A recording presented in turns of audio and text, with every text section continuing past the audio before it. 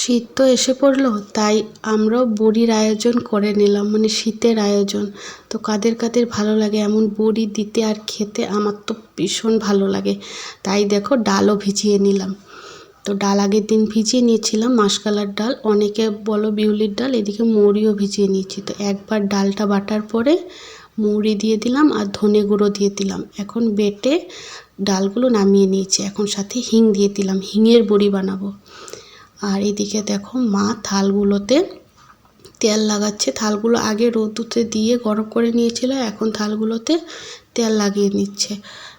Refine তেল, সর্ষের তেল না, সর্ষের তেল দিলে কেমন গন্ধ করবে, তাই রিফাইন তেল।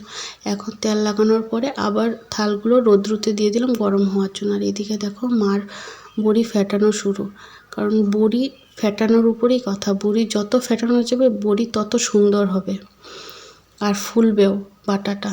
তো তাই দেখো মার ফেটানো শুরু। আমিও একটু ফেটিয়েছিলাম, তো হাত ব্যথা করে একসাথে পারা যায় না, তো মা আবার ফেটাচ্ছে। আর এদিকে একটু সাইডের সিনারিগুলো তোমাদের সাথে একটু শেয়ার করলাম, আপনারও ভালো লাগে ভিডিও করতে। বসে আছি ছাদে, তাই ভিডিও করলাম। তো এদিকে আমাদের ফেটানো শেষ।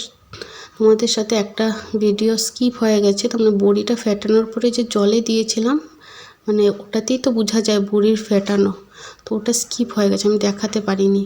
আর এদিকে দেখো আমাদের বড়ি দেওয়া শুরু, মাও দিচ্ছিল আমিও দিচ্ছিলাম। আর বড়ির যদি এরকম শেপ না হয় তাহলে তো সুন্দর লাগে না, তাই আমি উপর দিয়ে একটু উঠিয়ে উঠিয়ে দিচ্ছিলাম, চোখা করে দিচ্ছিলাম। তো এইদিকে দেখো বড়ি আমাদের প্রায় দেওয়া শেষ। এই করে আমরা প্রায় 2 কিলো ডালের বড়ি দিয়েছি। তো এত সুন্দর লাগছে দেওয়ার পরে।